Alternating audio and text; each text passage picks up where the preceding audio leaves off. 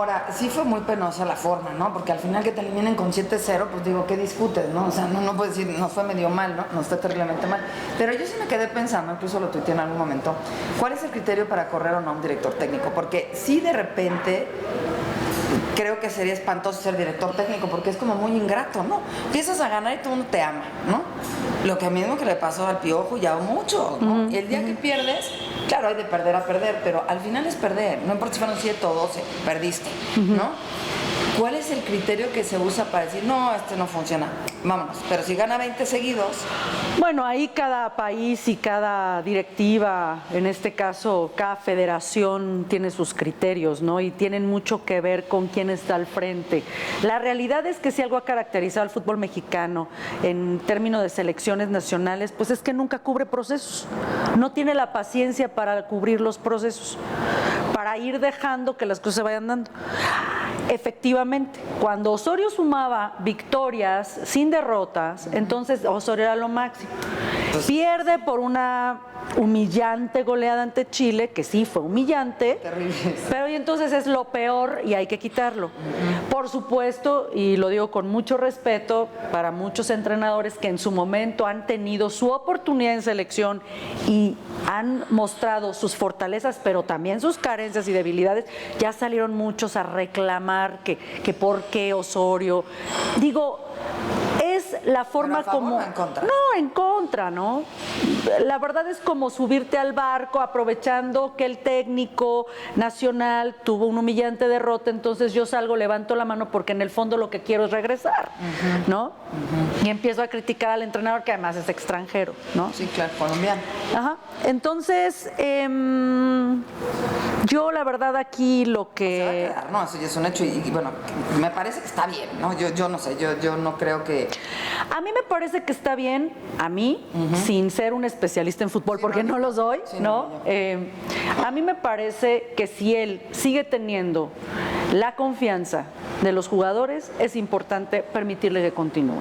Por lo menos revirar el barco, ¿no? Y por lo pronto las declaraciones que se han escuchado de los jugadores de la selección después de esa derrota ha sido de solidaridad hacia el entrenador, de pedir la continuidad del entrenador, y para mí ese es un factor importante.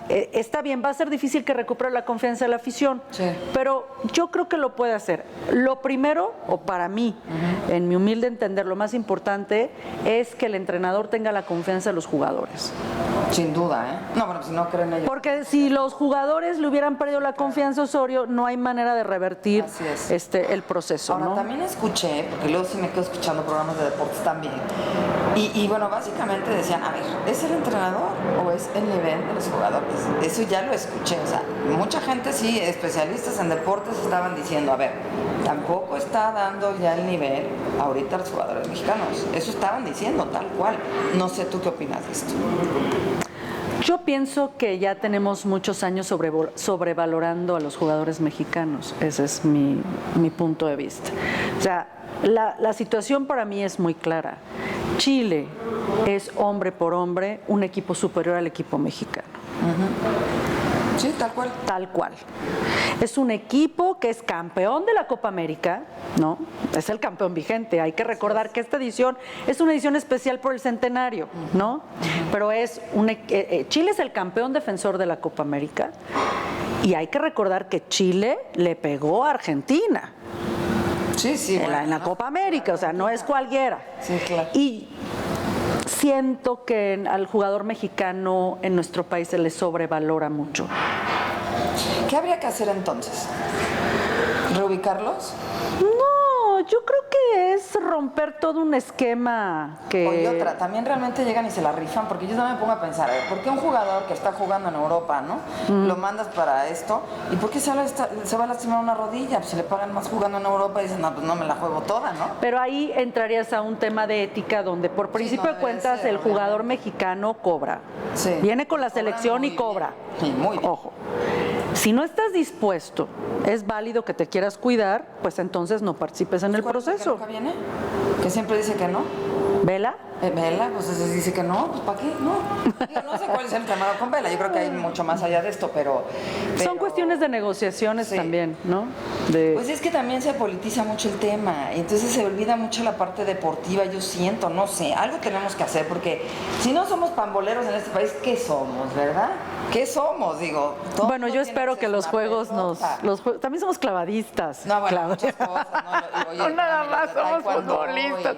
Y perdón. Y de arco y flecha, no crean que no. Pero sí, es un país de gente que juega fútbol en cualquier esquina, pues. No, bueno, el fútbol es el deporte más popular del mundo, no el más practicado. Fíjate. Ojo, porque el más practicado en realidad, la federación que más personas afiliadas tiene es atletismo.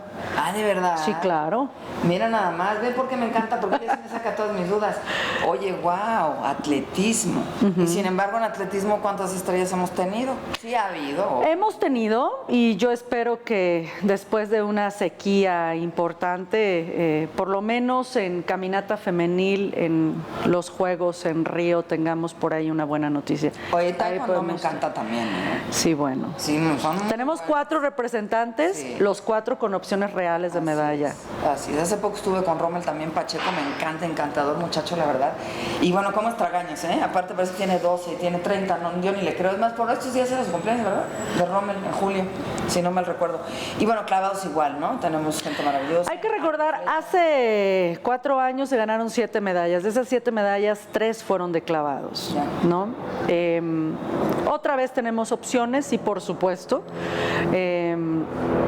aunque es muy probable que no llegue la medalla individual que busca Paola Espinosa. Hay que recordar que ella fue medallista, pero en parejas, ¿no? Sí. Busca ahora la medalla individual olímpica. Yo, por lo que vi en el Campeonato Mundial el año pasado, en la Copa del Mundo, donde se completó el proceso de selección, yo no tengo la impresión de que esa medalla olímpica llegue para Paola. Ya. Quizá pueda llegar en la rama varonil, ¿no? Ya. Pero de que yo estoy segura que clavados puede traer medallas. Taekwondo, cuando menos una, que esperemos sea de María del Rosario Espinosa, porque pudieran ser ya sus últimos Juegos, y para mí es la deportista mujer más destacada en la historia del olimpismo de nuestro país. Y claro, por supuesto. A ver, regresamos con Marita Montero a tu plática. Ahora vamos con el maestro Jesús Toledano, especialista en derechos humanos de las personas con discapacidad. Adelante, Jesús. Muchas gracias, Claudia. Muy buenas tardes a todos. Y bueno, para compartir hoy con ustedes un tema por demás preocupante, y es el hecho de que durante las observaciones realizadas por Naciones Unidas en cómo se aplica la Convención sobre los Derechos de las Personas con Discapacidad en México en el año 2014, se subrayó el hecho y las denuncias realizadas por organismos no gubernamentales de mujeres con discapacidad esterilizadas sin su consentimiento. Y bueno, pues esta es una realidad que ocurre en nuestro país, que ocurre en otras latitudes también, y que sin duda es un delito. Un delito el que se obligue a una mujer con discapacidad, tenga o no facultades para defender sus derechos, pues es algo que no se debe permitir. ¿Qué está haciendo México en este sentido? Pues debe tomar medidas no solamente legales, debe tomar medidas institucionales para que esta práctica se elimine en nuestro país y sobre todo se protejan los derechos de las mujeres con discapacidad. Bueno, y además quiero aprovechar para agradecer de una vez al restaurante Gogo y Lola, que está ubicado en Emilio Castelar 203 en Polanco, con esta deliciosa escenografía que nos brindó y su lugar, que recomiendo muchísimo, que se come muy rico y que le agradezco mucho a Gogo nuevamente. Bueno, y estábamos hablando con Marita Montero, ahora estamos concretamente hablando de los Juegos Olímpicos, que ya que faltan 40 días, no sé, más o menos, ¿no? Arrancan el 5 oficialmente, aunque unos días antes empiezan con el torneo de fútbol, ¿no?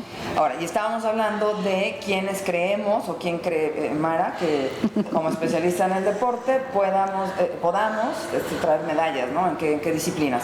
Y me decías que para ti del olimpismo la number one es... María del Rosario. De plano. Sobre Ana. Cuéntame. Porque ha sido la deportista mexicana más dominante de su categoría en su disciplina. Wow. Y lo ha ganado todo. O sea, ha sido medallista olímpica, ha sido medallista mundial, ha sido medallista centroamericana, ha sido medallista panamericana. Y lo que luego te dicen, por ejemplo, ¿no? Es que una medallista mundial no necesariamente es medallista panamericana, digo, perdón, medallista olímpica. Llega a suceder que brillan en los escenarios mundialistas pero no en los olímpicos, o brillan en los olímpicos y no en los mundialistas. Además ha sido una carrera muy productiva, ¿no? Por ahí tuvo un pequeño descenso, cambio de entrenador, se separó un poco del grupo, etcétera. Digo, procesos que tiene que pasar porque independientemente de atleta, pues es un ser humano y todos pasamos por procesos en la vida, ¿no? Pero la verdad es que además a mí particularmente María del Rosario me parece muy seria, nunca está metida en escándalos, nunca da la otra nota, es prudente, es discreta y se dedica a trabajar. Y por sus logros, por su currículum, por la dominancia que ha tenido, por el liderazgo que ha ejercido, para mí, sin demeritar la gran carrera de Paola Espinosa o de Ana. ¿Cómo se llama la raquetbolista? Longoria.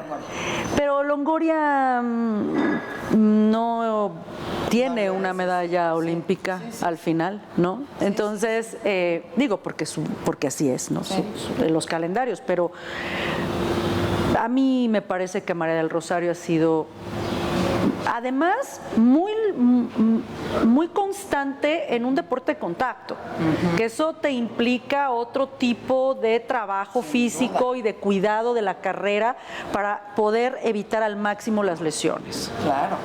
Entonces, bueno, yo espero que María del Rosario no solo vuelva a ser medallista, sino que sea medalla de oro esta edición de los Juegos. Vamos, que la saques así y además que lo digas, porque se habla poco de ella, en realidad. Porque por su personalidad no es tan mediática.